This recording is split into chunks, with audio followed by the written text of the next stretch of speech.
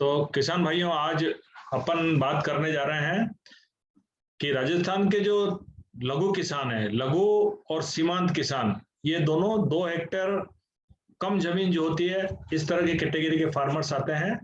सीमांत किसान वो होते हैं जिनके पास में 1 हेक्टेयर से कम जमीन होती है, और लघु किसान वो होता है जिसके पास में 1 हेक्टेयर से लेकर 2 हेक्टेयर तक जमीन होती है। इस तरह के किसान, ये लघु और सीमांत किसानों के इसके आय व पोषण सुरक्षा हेतु मुख्य समन्वित कृषि प्रणालियों के बारे में अपन बात करेंगे।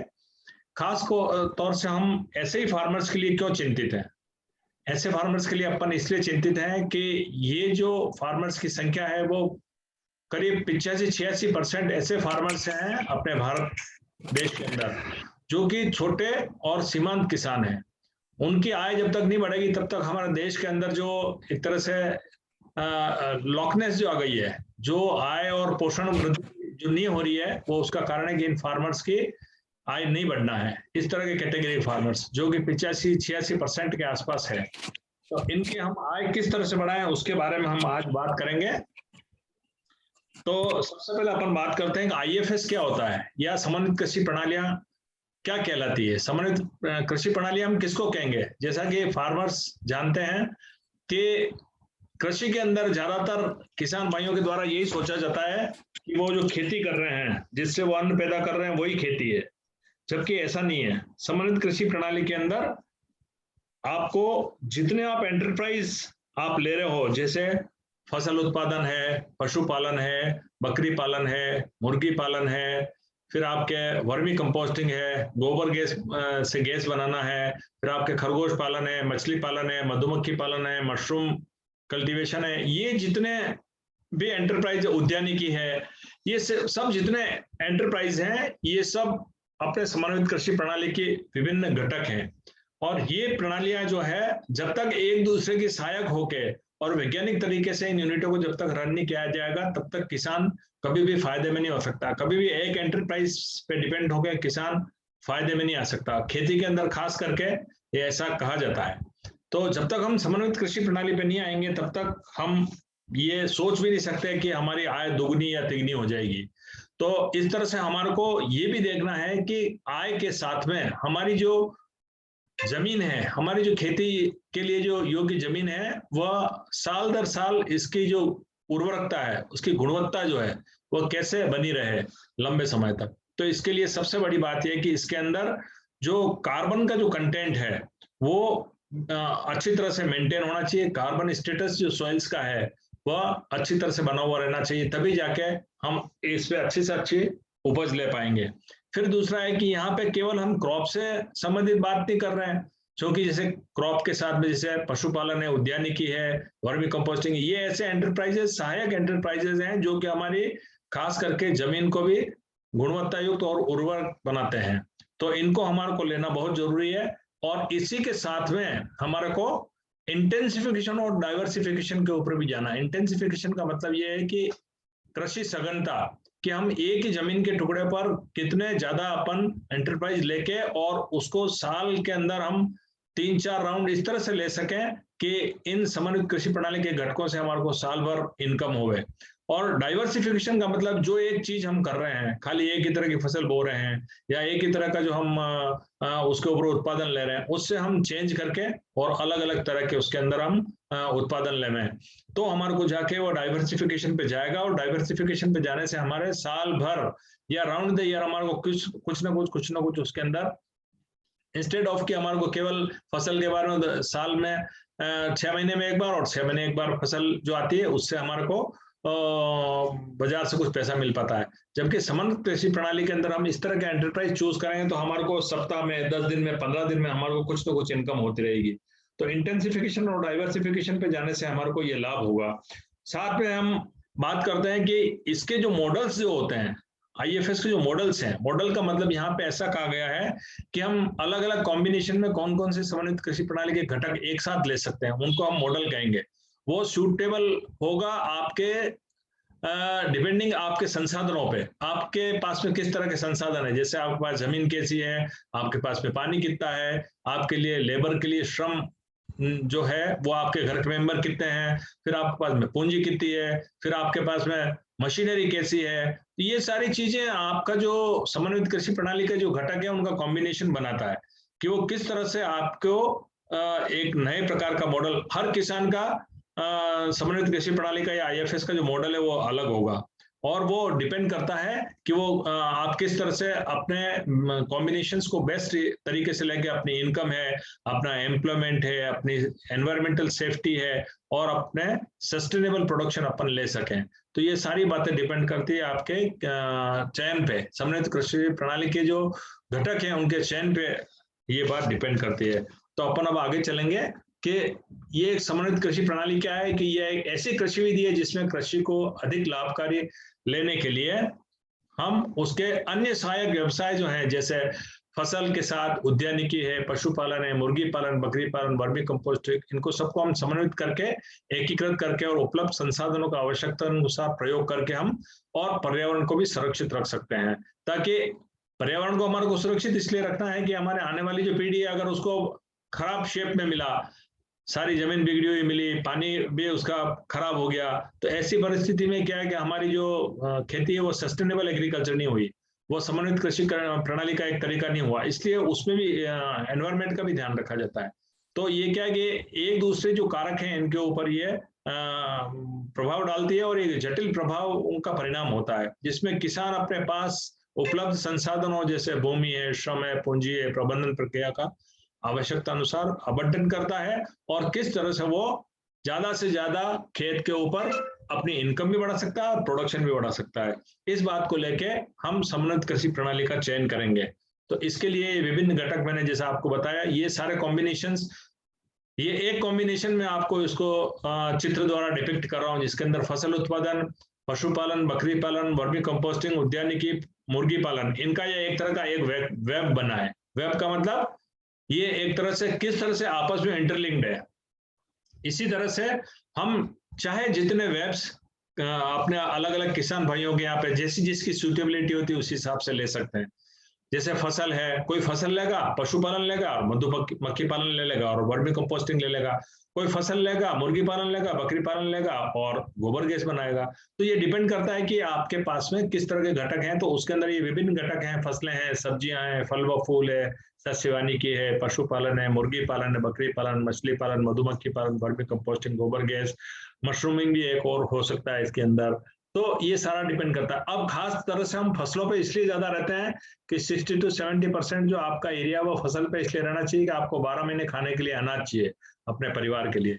तो ऐसे परिवार को जिसका भरण पोषण के लिए हमारे को बाजार में दाना लेने के लिए, रोटी के लिए जो दाना चाहिए वो लेने के लिए हमारे को बाजार में नहीं जाना पड़े, इसके लिए फसलों का तो मेन इसके अंदर रहेगा ही 60 से 70%। बाकी के जो 30% जमीन है उसके ऊपर आप एक छोटा सा टुकड़ा आधा बीघा का है या पाव बीघा का है या उसके अंदर 1500 स्क्वायर मीटर का ऐसा सब्जियों का लेवें, और फल के जो पौधे हैं वो आप उसके बाउंड्री वाल के रूप में के ऊपर डालें, ताकि जैसे पपीता है या आपका नींबू है, तो उससे आपको कुछ 2-3 साल के अंदर आपके फल ऐसे आने लग जाएंगे कि आपको रेगुलर इनकम हो जाएगी।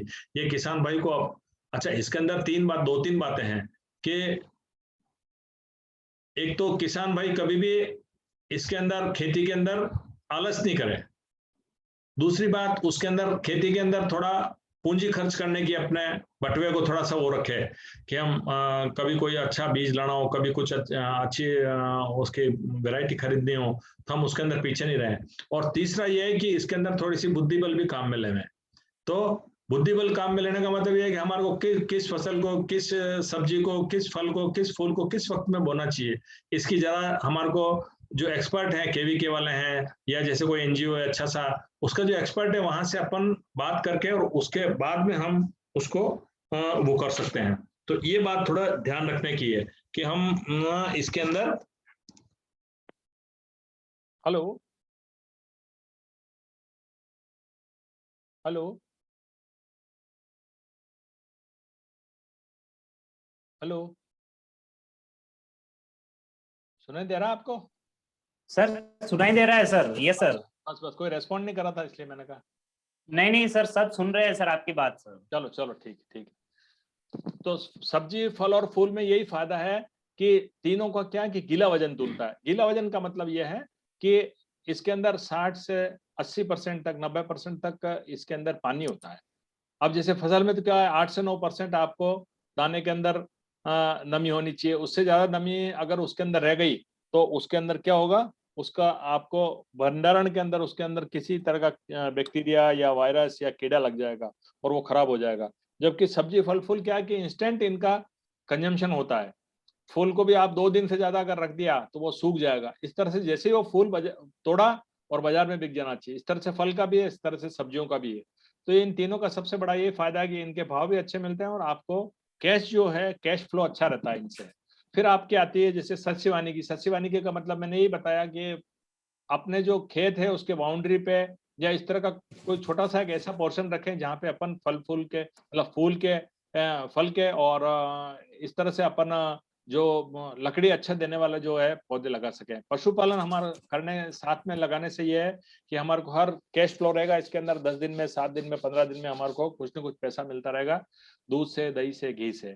तो ये एक पशुपालन का बहुत बड़ा फायदा। साथ ही इसका बहुत बड़ा एडेड एडवांटेज ये है कि पशुपालन से हमारे को पशुओं की गोबर मिलती है, जो कि हमारी जमीन को उच्च गुणवत्ता युक्त और उर्वरकता बनाए रखने के लिए बहुत फायदेमंद है। इसका जो गोबर है ये, और खेतों का और जो भी जितना वेस्टेज है उसको हम ये वर्मी कंपोस्टिंग का जो अपन जो खड्डा बनाएंगे या जो अपन प्लास्टिक के जो आजकल बैग्स आते हैं उनमें जो तैयार करेंगे जिसके अंदर वर्म्स डाले जाते हैं, उसका भी एक अलग से तरीका है, वो अपन काम में ले सकते हैं। तो उसको अगर आप लेते हैं तो हमारे वर्मी कंपोस्टिंग बहुत अच्छी क्वालिटी का बनता है। तो ये बनेगा आपके पशुपालन के जो अपने गोबर है उससे हम उसको बना सकते हैं।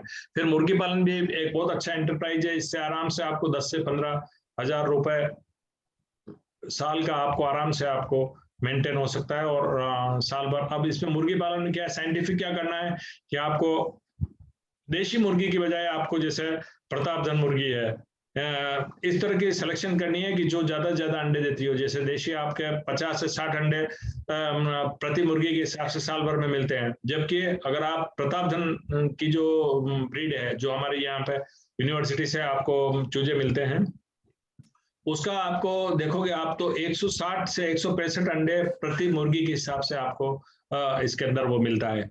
तो ये एक बहुत बड़ा अच्छा तिगुना मतलब इसके अंदर लाभ है आपको। तो किसान भाई इस मुर्गी के अंडों को बेच के, अच्छा इसके जो ये क्या है कि द्विगुणीय मुर्गी है, इसके अंदर क्या होता है, इसका जो मेल होता है वो भी काफी स्टाउट और अच्छी हाइट का होता है, 2 से 2.5 फीट का।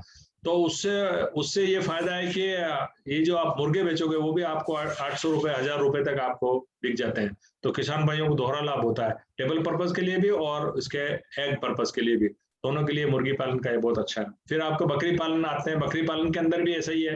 बकरी पालन के अंदर जैसे अपन सिरोही ब्रीड लेते हैं तो वो 18 महीने के अंदर जैसे 2 बार ब्याती है। एक ब्यात के अंदर एक बार, कई बार वो 80-90% वो डबल बच्चा देती है, 2 बच्चे देती है एक साथ। तो उसका ये फायदा होता है कि आपको साल भर के अंदर ये 30 से 40 हजार रुपए प्रति वर्ष के हिसाब से आपको बकरी कमा के दे देती है। इस तरह से अगर अपन थोड़ा थोड़ा सबका जोड़ा तो आराम से किसान की जो आज आए 35-40 पे जो अटकी हुई रहती है वो बढ़ के आराम से 80-85 90 हजार या 1 लाख तक पहुंच जाती है। और ऐसे हमारे किसानों के कई उदाहरण हैं हमारे, हमने जो एक्सपेरिमेंट्स किए उसके अंदर।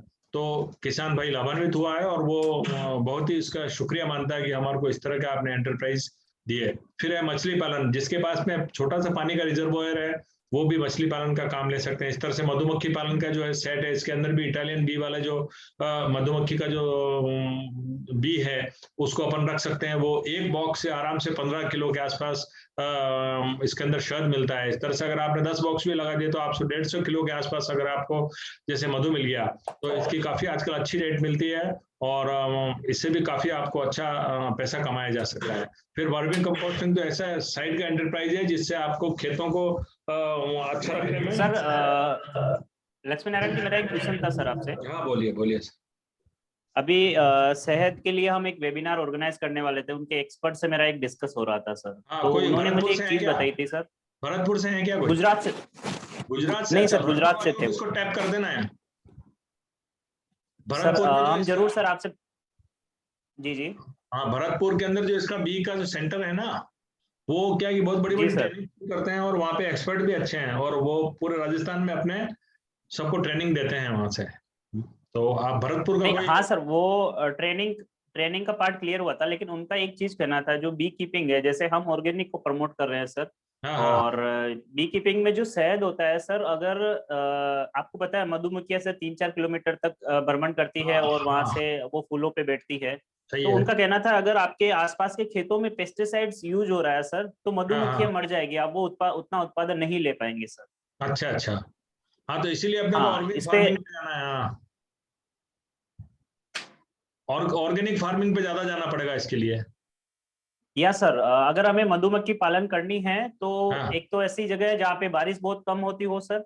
हाँ, हाँ, जहाँ बारिश होती है तो वो बाहर नहीं निकलेगी, तो वो खाना हाँ, नहीं खाएगी, तो सर वो वैसे मर जाएगी। और अगर हाँ, पेस्टिसाइड इलाकों में हमने बॉक्सेस लगाए हैं सर, हाँ, तो वो हाँ, काफी सारा नुकसान करती है सर, उससे कोई प्रॉफिट नहीं निकलता है। तो मधुमक्खी पालन का वो जो प्रोसेस कर रहे हैं ना सर, वो ट्रांसफर करते रहते हैं अपने बॉक्सेस को एक जगह से दूसरे, हर साल वो अलग अलग लोकेशन पे अपने अच्छा, अलग बॉक्सेस को अलग सुधार लोग। से बेचते रहते हैं। नहीं, यस सर। हमारे इधर ये भट्टेवर और मंगलवाड़ और ये एरिया है, यहाँ पे क्या है कि अजवाइन बहुत होता है। और वो ओके अजवाइन सर। अजवाइन ये लगाते हैं सितंबर एंड में और अक्टूबर के शुरू में। तब क्या बरसात हम्म रिसीड हो चुकी होती है, और उसका फ्लावरिंग हम्म और अजवाइन आता है दिसंबर, जनवरी, फरवरी तक। तो इस दौरान जो जितनी फ्लावरिंग होती है उसके अंदर तो वो जो वहाँ का जो वो नेक्टर लेते हैं, वो शहद जो लेते हैं, ये बॉक्सेस हमारे यहाँ पे जी जी लगा सर। के जाते हैं ये लोग बाग। उधर भरतपुर से उधर से आते हैं हम्म। काफी लोग। तो वो क्या है कि उसके अंदर बहुत ज्यादा पेस्टिसाइड भी यूज नहीं होता है, और उसके अंदर अजवाइन की सुगंध आती है, तो शहद जो तैयार यस करवाते सर, हैं। वो फ्लेवर हो जाता है सर, अभी शहद का फ्लेवर जो फ्लेवर्स आता है आने लगे हैं, अजवाइन तुलसी। अजवाइन का फ्लेवर आता है उसके अंदर। तो उसके जी अंदर क्या जी ज्यादा सर। पेस्टिसाइड भी यूज नहीं होता है। तो इस तरह से भी लोग बाग हम्म। करते हैं, जो आप कह रहे हो ना, वो एक ही जगह पे नहीं रखे और उसको शिफ्ट करते हैं। तो शिफ्ट करने में यही है कि यस सर। उसको ऐसे खेतों में ले जाके लगाते हैं। अच्छा, उस पर किसान को पर बॉक्स के हिसाब से पैसे दे देते हैं कि हम आपके यहाँ पे लगा रहे हैं, आपको तो कोई नुकसान है नहीं, और उसके अंदर जी हम जी सर। 500 रुपए या 1000 रुपए एक बॉक्स के देंगे, ऐसा करके। तो जैसे 500 रुपए हम्म। जैसे दे दिए, और अगर उसने 15 बॉक्स लगा दिए तो 7-7,500 रुपए दे दिए, परंतु उसके एवज में वो काफी अच्छा एक शायद इकट्ठा करके ले जाते हैं। तो ये जी जी सर। हाँ, ये भी उसके अंदर एक क्लैरिटी है। तो इस तरह से अपन जो एंटरप्राइज है, वो कहने का मतलब ये है कि ऐसा चूज करें जो अपने यहाँ पे सुटेबल हो। जी और सर। हाँ, अब समन्वित कृषि प्रणाली के उद्देश्य क्या क्या है, जैसे कृषि विविधीकरण का जो मैंने बताया, जैसे आपको अभी, कि कृषि विविधीकरण करने से क्या होगा, इसकी नेक्स्ट स्लाइड है कि कृषि विविधीकरण अपन करने से अपने को क्या फायदे होते हैं। क्षेत्र तथा पशु अवशिष्ट पदार्थों का सफलतम पुनर्चक्रण करके, तो जितने अपने खेत हैं उसके अंदर हम बदल बदल के, और पशु अवशिष्ट जो पदार्थ हैं, यानी कि जो अपन वर्मी कंपोस्टिंग तैयार करके जो उसके अंदर डालते हैं, उसका अपन हर वर्ष किसी न किसी खेत में डाल के, और उसका अपन मैक्सिमम फायदा उठा सकते हैं। फिर पोषक तत्वों के ह्रास की संभावना कम करके, जब हम पशु अवशिष्ट पदार्थ उसके अंदर डालेंगे तो पोषक तत्वों की जो ह्रास होने की जो संभावना वो कम हो जाएगी, और उसके अंदर अराउंड द ईयर वो उसके अंदर उर्वरकता बनी रहेगी खेतों के अंदर। फिर डाले गए उर्वरक तत्वों की उपयोग क्षमता बढ़ा करके, उपयोग क्षमता उनकी जब बढ़ेगी जबकि उसके अंदर अपन संतुलित उर्वरक डालेंगे। संतुलित उर्वरक का मतलब यह है कि एनपीके से ही केवल मतलब नहीं है, माइक्रो न्यूट्रिएंट्स जो होते हैं वो भी इसके अंदर अच्छी तरह से रिवॉल्व होने चाहिए।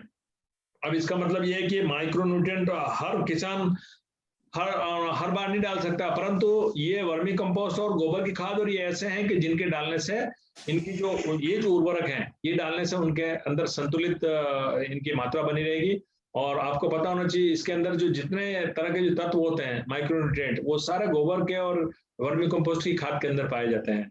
अगर आप टेस्ट करवाओगे तो आपको पता पड़ेगा। तो उनकी उपयोगिता की क्षमता तभी बढ़ेगी जबकि हम उसके अंदर कोई इस तरह के ऑर्गेनिक खाद ऐड करते रहेंगे। फिर विज्ञान परक फसल चक्रों तथा फसलों को अपना करके हम इस तरह के विज्ञान परक फसल चक्रों को लेंगे जिसके अंदर कि एक जो फसल है वो दूसरी फसल के एडिटिव उसके अंदर फायदा देती है आपको। ऐसा नहीं हो कि कोई ऐसी फसल हो जिसके साथ में दूसरी फसल का कॉम्बिनेशन सेट नहीं होता है, उसके एग्रोनोमी भी सेट होनी चाहिए, और हमारे को उसके अंदर अंतर सस्य उसके अंदर करना चाहिए। तो ऐसे फसल चक्र लेना चाहिए जिसके अंदर हमारे को एक सॉइल बिल्डिंग क्रॉप होगी तो एक सॉइल एग्जॉस्टिंग क्रॉप होगी। जैसे आपने किसी ने अगर ज्वार की फसल ली है तो वो क्या है कि सॉइल एग्जिस्टिंग क्रॉप है, वो जमीन के अंदर से ज्यादा तत्वों को खींचती है। तो नेक्स्ट क्रॉप ऐसी सॉइल बिल्डिंग क्रॉप, यानी कोई दाल की फसल है या कोई लेग्यूमिनस क्रॉप अपने को इस तरह से ले लेनी है। तो ये इनका कॉम्बिनेशन बना के और फिर उसी हिसाब से अपने को लेना चाहिए। फिर है पूरक कृषि उद्यमों का चुनाव करके। अब पूरक कृषि के चुनाव को क्या क्या है, उनका चुनाव अपन कैसे करेंगे? उनका चुनाव ये इस तरह से करेंगे कि विभिन्न पूरक कृषि उद्यम का अपन समन्वित उपयोग करेंगे, जैसे फसलें व उनकी पद्धति, फल फूल व सब्जी उत्पादन, ये पूरक उद्योग एक तरह से, सस्य वानिकी, पशुपालन व बकरी पालन, मुर्गी पालन, ये सब एक दूसरे के अगर हम इनको अच्छे कॉम्बिनेशन में लेते हैं तो वापस अपन इस स्लाइड पे आ जाते हैं, जिसके अंदर हमने विविध संसाधनों का समन्वित उपयोग करने के लिए हमने समन्वित तरीके से फसल, उद्यानिकी, पशुपालन, मुर्गी पालन, मछली पालन, वर्मी कंपोस्ट, इनका अपन ने उचित संयोजन किया है। फिर इससे क्या होगा कि हम एडेड अगर संसाधन या मतलब समन्वित उपयोग लेंगे तो उसका अपने को अतिरिक्त आय होगी। अतिरिक्त आय होने से पर्यावरण संरक्षित होगा, और पर्यावरण संरक्षण होगा तो उसके अंदर अपने को टिकाऊ उत्पादन मिलेगा। टिकाऊ उत्पादन का मतलब होता है सस्टेनेबल प्रोडक्शन। सस्टेनेबल प्रोडक्शन का मतलब है कि किसी एक साल में अच्छा मिल गया और दूसरे साल के अंदर नहीं मिला, ऐसा नहीं है। रेगुलर हमारे को एक जैसा हमारे को उसमें उत्पादन मिलेगा, और उससे अतिरिक्त जीवन यापन सुरक्षा मिलेगा। अतिरिक्त जीवन यापन सुरक्षा का मतलब यह है यहाँ पे कि हमारे को एडिशनल हमारे को इनकम होगी, एडिशनल उसके अंदर प्रोडक्शन होगा। तो ये सारे फायदे समन्वित कृषि प्रणाली के हैं, जिसको लेकर के हम हमारी जमीनें भी अच्छी रख सकते हैं। इंटेंसिफिकेशन, डाइवर्सिफिकेशन का जो अपना एम है उसको भी अपन वो कर सकते हैं, और हमारे जो छोटे किसान भाई हैं उनको ज्यादा से ज्यादा फायदा हो सकता है। अब अपन आते हैं विभिन्न तरह के, जो राजस्थान के अंदर हम ये करते हैं, विभिन्न कृषि पद्धतियां कौन कौन सी ले सकते हैं, कॉम्बिनेशन कौन कौन से लेते हैं। जैसे फसल और पशुपालन है, फसल पशुपालन उद्यानिकी है, फसल पशुपालन उद्यानिकी मुर्गी पालन है, फसल पशुपालन उद्यानिकी बकरी पालन वर्मी कंपोस्टिंग है, फिर फसल पशुपालन उद्यानिकी मुर्गी पालन बकरी पालन है। कोई सी भी अपन कॉम्बिनेशन इसमें से चयन कर सकते हैं, फसल पशुपालन उद्यानिकी मुर्गी पालन मछली पालन। ये डिपेंड करता है कि आपके पास में किस तरह के संसाधन है, आपके पास में किस तरह का अवेलेबल है, कितनी आपके पास में पूंजी है, पानी का क्या सोर्स है, आपके वहां पे जो लेबर की अवेलेबिलिटी है वो कैसी है, रोड से आपकी अप्रोच कैसी है। तो ये कुछ ऐसे क्राइटेरियाज हैं जिनकी बेसिस के ऊपर अपन इन प्रणाली के जो पद्धतियां हैं इनको अपन सिलेक्शन कर सकते हैं, चूज कर सकते हैं हम क्या लेवें। फिर आता है समन्वित कृषि प्रणाली का किस तरह से एक तरह से चक्रण होता है। पशु उत्पादन होता है, पशु उत्पादन से जो बाई प्रोडक्ट होते हैं वो उसके जो पोषक तत्व जो होते हैं वो उसके रिसाइकलिंग में जाते हैं, और वो वापस जैसे चारा फसल ली, फसल अवशेष लिए, तो ये सारे एक तरह से इनकी जो उर्वरा शक्ति है उसको मेंटेन करने के अंदर काम में आते हैं। ये फसल उद्यानिकी पशुपालन बकरी पालन के अपन कॉम्बिनेशन लेने से, तो इस तरह के वेब्स, खूब सारा वेब्स आपको अलग अलग समन्वित कृषि प्रणालियों के अंदर देखने को मिलेंगे। अपने समन्वित कृषि प्रणाली के ऊपर अपन उपलब्ध संसाधनों का उपयोग किस तरह से कर सकते हैं, फिर अपन अतिरिक्त और रोजगार इससे कैसे प्राप्त कर सकते हैं। जब एडिशनल कृषि प्रणाली के अंदर अगर अपन घटक लेंगे तो उससे हमारे को अतिरिक्त रोजगार मिलेगा। जैसा कि हम देखते हैं कि करीबन 190 से 200-210 दिन तक हमारे को केवल फसल उगाने के अंदर साल भर हम उसमें लगे रहते हैं। तो इसका मतलब ये हुआ कि बाकी के 3 जो हैं उस दिन में किसान क्या खाली रहता है, तो उस खाली समय का उपयोग किसान भाई कैसे करके और अपनी आय को बढ़ा सकते हैं। तो वो डिपेंड करता है कि आप किस तरह का एंटरप्राइज और साथ में सिलेक्शन करते हैं, जिससे कि हमारे को तो ये जो बाकी के दिन में जो एम्प्लॉयमेंट नहीं मिलता उसको बोलते हैं डिसगाइज्ड एम्प्लॉयमेंट। इसका मतलब ये हुआ कि किसान सोचता है कि मैं एम्प्लॉयड हूं, परंतु वो बाकी के दिनों में एम्प्लॉयड होता नहीं है। कृषि अर्थशास्त्र के अनुसार इसको डिसगाइज्ड एम्प्लॉयमेंट बोलते हैं। खेती के अंदर खूब सारे गैप, एग्रीकल्चर के खूब सारे ऐसे गैप्स हैं जो लगता तो है कि रोजगार है मेरे पास, मैं खेती कर रहा हूँ, परंतु बाकी के दिनों में वो आपने किसानों को कई बार गांव में देखा होगा, कई बार वो चक्री से कोई रस्सी बनाता है, कोई बैठे बैठे किस तरह का कोई ऐसा बनाता है, कोई बांस की वो बनाता है, टोकरी बनाता है, कोई करता है।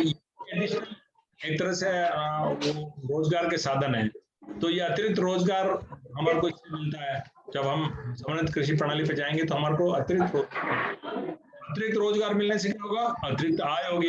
अतिरिक्त आय होगी कब होगी, जब उसका बेहतर प्रबंधन होगा, और बेहतर हमारे को उत्पादन व आय में स्थिरता आएगी। ये सारी और उत्पादन और आय इसका मतलब यह है कि पर्यावरण संरक्षण रहेगा और प्राकृतिक संसाधनों का समुचित उपयोग होगा। तो इस प्रकार समन्वित से भावार्थ की पूरी तरह से इस पद्धति को महत्व देते हैं, न कि सकल उत्पाद को। यह एक ऐसी योजना है जिसका उद्देश्य आर्थिक और उत्पादन प्राप्त करने के कृषकों की विविध आवश्यकताओं की पूर्ति के साथ साथ कृषि संसाधनों की उपलब्धता बनी रहे तथा पर्यावरणीय गुणवत्ता को स्थिर रखा जा सके अथवा सुधारा जा सके। समस्त क्रियाकलाप जैसे कि योजना संबंधित निर्णय, संसाधन प्रबंधन, क्रय तथा विक्रय मिलकर कृषि प्रणाली का आधार स्थापित करते हैं, जिसके आधार पर कृषि प्रणाली का स्वरूप निर्धारित होता है। और कृषि प्रणाली के निर्धारण में उत्पादकता व टिकाऊपन जैसे मौलिक आधार हैं।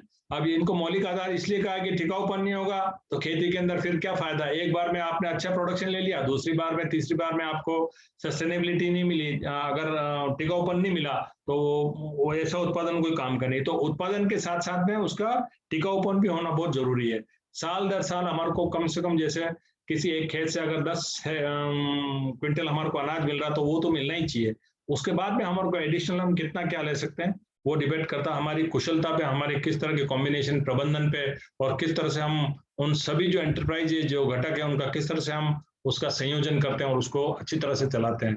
ये एक छोटा सा एक एग्जाम्पल है जिसके अंदर हम ये देखते हैं कि 1 हेक्टर का एक टुकड़ा एक किसान भाई के पास में अगर वो वर्तमान पद्धति को करता है तो उसके पास में 35,000 रुपए प्रति हेक्टेयर प्रति वर्ष के हिसाब से मिलते हैं। और वो क्षेत्र 12 नहीं है और 1 हेक्टेयर ही, तो उसके अंदर जैसे उसने फसल, मुर्गी व बकरी पालन का अगर साथ में लिया है तो वो किस तरह से बकरी पालन और मुर्गी पालन की सहायता से वो वर्तमान पद्धति के ऊपर 43,285 रुपए ज्यादा, ये किसी शोध का सार है उससे हमने लिया है कि किस तरह से वो अपने अतिरिक्त आय को बढ़ा देता है। और ये देखा जाए तो ये जो आय है उसकी वर्तमान पद्धति से समन्वित कृषि प्रणाली में 93% अतिरिक्त आय उसको हो रही है। अब 93% आय का मतलब ये है कि वो करीब करीब डबल के आसपास वो पहुंच गया है। तो इस तरह से हम अपने समन्वित कृषि प्रणाली का सिलेक्शन करके और हम ज्यादा आय ले सकते हैं।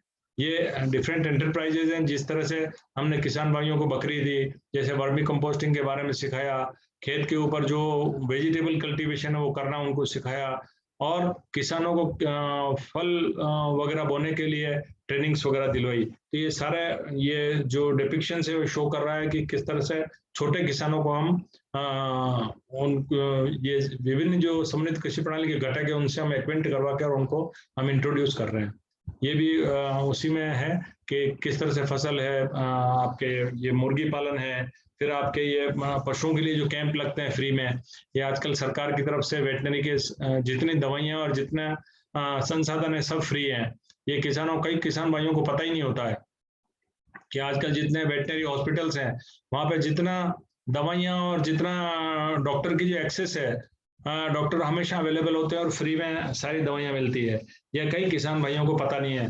तो ये उनको ज्ञात होना चाहिए कि अगर किसी तरह की बीमारी हो जाए तो वो डॉक्टर की सहायता लें, नर्सिंग स्टाफ की सहायता लें और अपने जो पशु हैं उनको अपन सही तरह से करवा सकें। तो ये बात हमेशा ध्यान रखनी चाहिए।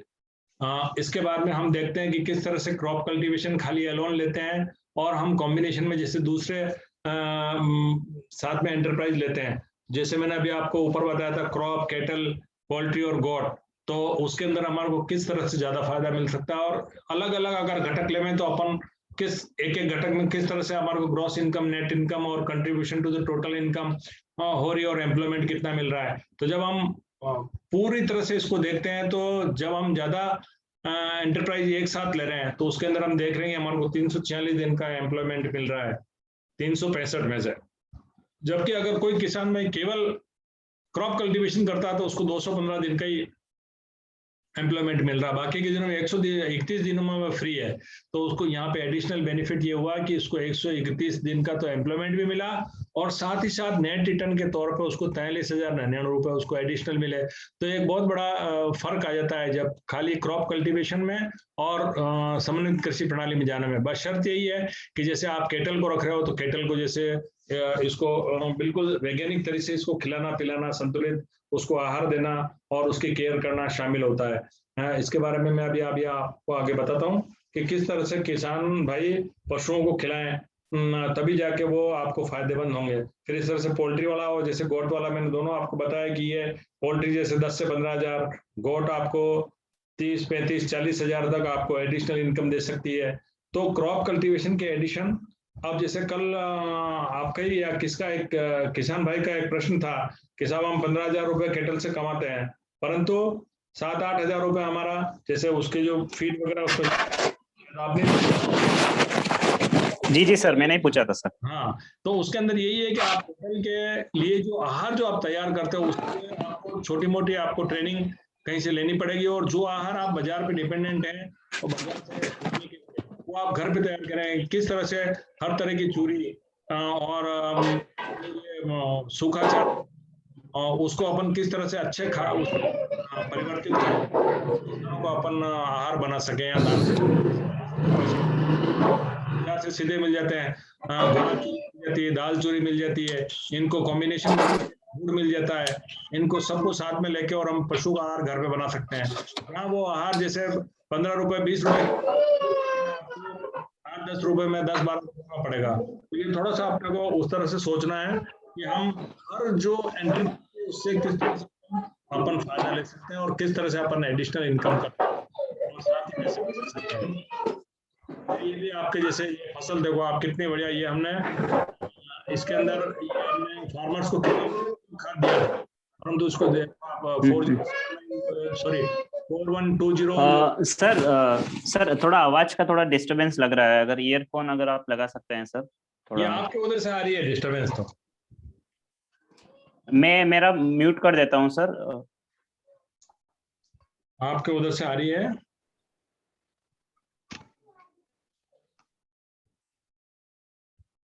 हेलो? जी सर, आ रही है आवाज? हाँ आ रही है सर। हेलो? जी सर बोलिए सर, आ रही है आवाज। हाँ, तो मैं यही कह रहा था कि किस तरह से केवल हमने उनको खाद और बीज हमने उनको प्रोवाइड किया था, तो किसान ने देखो आप कितनी बढ़िया उसने उपज ली है। फिर उसके बाद में आप दूसरी आप खरीफ की फसल में भी देखो उसने काफी अच्छा, उसके अंदर भी केवल हमने उसको बीज दिया था।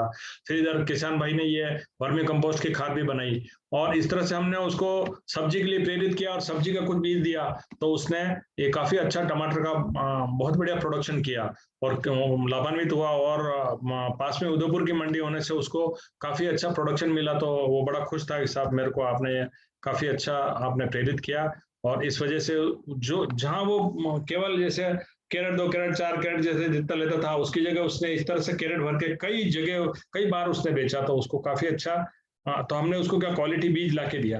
तो ये एक बहुत बड़ा उसको सुकून मिला कि साहब ये हमारे को समन्वित कृषि प्रणाली में आने से हमारे को ये बहुत फायदा हुआ। ये देखो आप दुधारू पशुओं के लिए और साधारण पशुओं के लिए, बछड़े बछड़ों के लिए आहार का मैंने आपको जैसा अभी कह रहा था मैं कि गाय और भैंस और किस तरह का दुग्ध उत्पादन दे रही है, उसको हरा चारा कितना देना चाहिए, सूखा चारा कितना देना चाहिए, बांटा कितना देना चाहिए, ये चार्ट में आपको इसी के साथ में दे रहा हूँ, ताकि आप इसके हिसाब से उनको हरा चारा सूखा चारा इनका आप कॉम्बिनेशन अलग अलग दे सको। और ये खास करके बांटा जो तैयार किया गया है इसको आप अपने घर पे बनाएं, ताकि ये बाजार से, और हरा चारा तो अपने खेत के ऊपर हर किसान भाई 200-250 स्क्वायर मीटर के अंदर कोई भी बीज लाके, रिचका बाजरी है, बरसीम है, और फिर आपको जैसे मौसम के अनुसार आपको कोई सा भी हरा चारा आप ले लेना चाहिए, ताकि किसान भाइयों को हरा चारे के लिए कहीं से बाजार से नहीं लाना पड़े, खरीद के नहीं लाना पड़े। किसान भाई वही अच्छा है जो ज्यादा से ज्यादा अपने जो एंटरप्राइजेज है उनको एक दूसरे से फिलअप करे, जैसे जमीन से वो हरे चारे की फसल लेके और पशुओं को खिलाए, पशुओं का जो गोबर है वापस वर्मी कंपोस्ट बना के खेत में डाले, और उसको ज्यादा से ज्यादा जैसे फूल की फसल लेने में, नर्सरी तैयार करने में, फिर आपके सब्जी लेने में उसमें काम में ले रहे हैं। फिर उसका सूखा चारा जितना भी आता है उसको है और साइलेज बना के और पशुओं को देने के लिए साल भर अपना वो साधारण सूखा चारा बाजार से कहीं से नहीं लावे। इस तरह से डिपेंड करता है। अच्छा, ये भी एक किसान भाई ये है कि उसका जैसे 2 से 4% उसका जो बॉडी वेट होता है उसका वो उसका वजन होता वो पशुओं को सूखा चारा देवे। जैसे 15 से 20 किलो के बीच में सूखा चारा उसको देना है, तो उसके साथ में फिर 15 से 20 किलो सूखे चारे के साथ में उसको तोड़ करके सूखा चारा थोड़ा कम देके और हरा चारा दे देवे, साथ में वो बांटा देवे।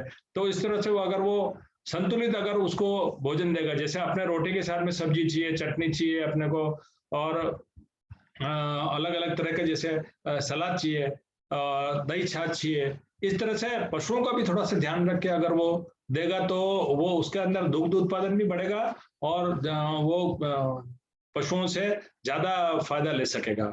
हाँ, इस तरह से बछड़ों का जो आहार है उसके अंदर भी ऐसे ही बताया गया। और दाना मिश्रण के लिए ये नमूना जैसे बता रखा है कि किस तरह से मूंगफली की खल, सरसों की खल, कपास तिल की ये कितना भाग चाहिए और मात्रा अपन कितनी कितनी रख सकते हैं। इस तरह से चूरी, मूंग, उड़द, चना, गंवार की है, फिर दलिया, जौ, मक्का, बाजरा, फिर चापड़, गेहूं, चावल का, फिर खनिज लवण और कुल भाग। इस तरह से टोटल भाग ये बता रखा है। इसमें आप इस हिसाब से आप तैयार कर सकते हो दाना मिश्रण को अपने वहीं पे। तो इसकी क्या है कि जैसे बाजार में जो ये मिलती है तो सीधा उसका वो तैयार नहीं करके अपने घर पे तैयार कर सकें, और इनमें से जो भी अपने घर से निकल सकें उसको आप पहले घर पे ले लें और एक्यूमुलेट करके और फिर उसको पूरा मिश्रण तैयार करवाएं। इस तरह से अगर आप करोगे तो आपका कुछ पैसा बचेगा, तो वो आपके उसके अंदर फायदेमंद होगा।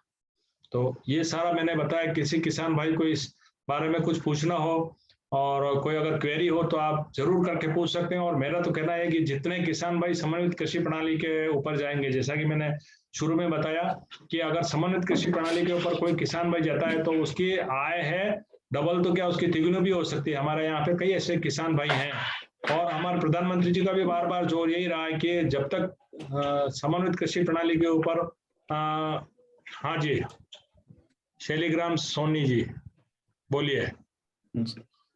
जी सर, उनको आपने अलाउ कर दिया सर? एक मिनट।